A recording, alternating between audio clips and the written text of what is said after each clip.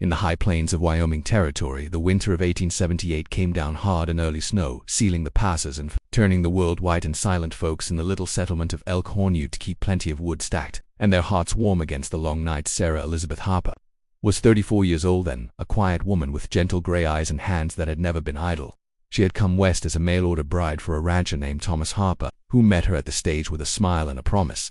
But 6 months later, a kicking horse ended his life quick and left. Sarah, a widow with a small ranch, a milk cow, 2 horses, and a stack of bills higher than the chimney folks, admired how she kept on. She rose before dawn, milked and fed, chopped wood and mended fences, her hair pinned neat under a wool scarf, her dresses patched but clean. They said she was a good woman, too good to be alone, but the eligible men were few and most looked past. A widow with debts and no family to speak of. Nathaniel Grant owned the big spread that bordered Sarah's little place. He was 41, tall and quiet-spoken, with shoulders made broad by years of honest work and eyes the color of storm clouds.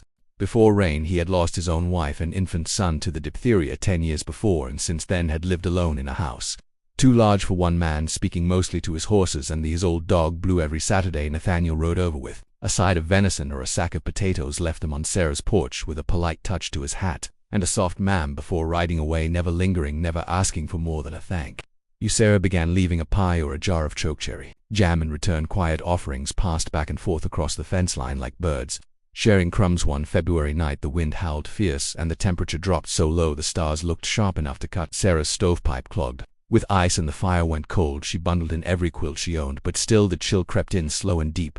Near midnight she heard boots on the porch and a soft knock. Nathaniel stood there, snow to his knees, lantern in his gloved hand, worry plain on his face even through the frost on his beard. Saw your chimney quit smoking, he said, voice low against the wind. I feared you were froze. Sarah opened the door wider, her teeth chattering too hard for pretty words. Nathaniel stepped in, closed the door against the storm, and went straight to the stove, cleared the pipe, banked the fire high and steady until heat rolled out warm and shook. Sarah stood wrapped in a quilt, watching his careful hands, his quiet strength. When the room was warm again, he turned to leave duty. Done. Sarah reached out and touched his sleeve, soft as a prayer. Please stay the night, she whispered. The trail is drifted shut and I do not want to be alone in this cold. Nathaniel looked at her, a long steady look that asked every question and answered it too. He removed his hat and set the lantern down. Sarah stepped close, laid her cold cheek against his warm chest and said, so quiet it was almost lost in the crackle of the fire, I need to make love, Nathaniel. I need to remember I am still alive, still wanted. Nathaniel's arms came around her, gentle as snowfall, big enough to shelter yet tender enough not to crush. I've been needing the same, he answered, voice rough with 10 years of loneliness. I just never knew how to ask. He lifted her easy as a child, carried her to the little bedroom where the quilts were deep and the lamp burned low, and there in the hush of the storm he loved her, slow and reverent,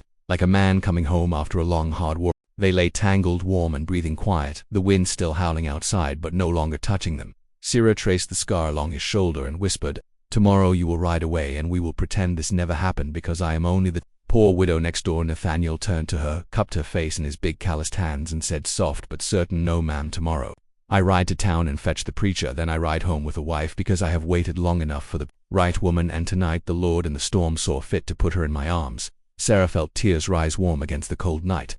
I come with debts and a leaky barn, she said. Nathaniel smiled, slow and sure. I come with a big house and a heart that has been leaky far longer. We will mend them both together. 3 days later, when the storm cleared and the sun shone bright on new snow, the preacher came on snowshoes borrowed from the trading post and married Nathaniel Grant and Sarah Elizabeth Harper in her small warm kitchen with Blue the dog as witness and a pie cooling on the sill. His wedding cake would have traveled slow in winter, but by spring the whole valley knew the quiet rancher had taken the little widow to wife, and how on the worst night of the year love had slipped in through a clogged chimney and stayed forever. They worked the 2 ranches as one, built a wide porch that caught the evening light, added rooms as children came. First a girl with Sarah's gray eyes, then a boy with Nathaniel's smile, and later another of each. On cold nights, when the wind rattled the windows, Nathaniel would pull Sarah close under the quilts and whisper, remember the night you asked me to stay? Sarah would smile against his chest and answer, I remember the night you gave me a home inside your heart. Love, friends, sometimes waits behind years of sorrow and lonely chores. Sometimes it only takes one fierce storm, one honest touch, one quiet yes to change a lifetime. May we all have the courage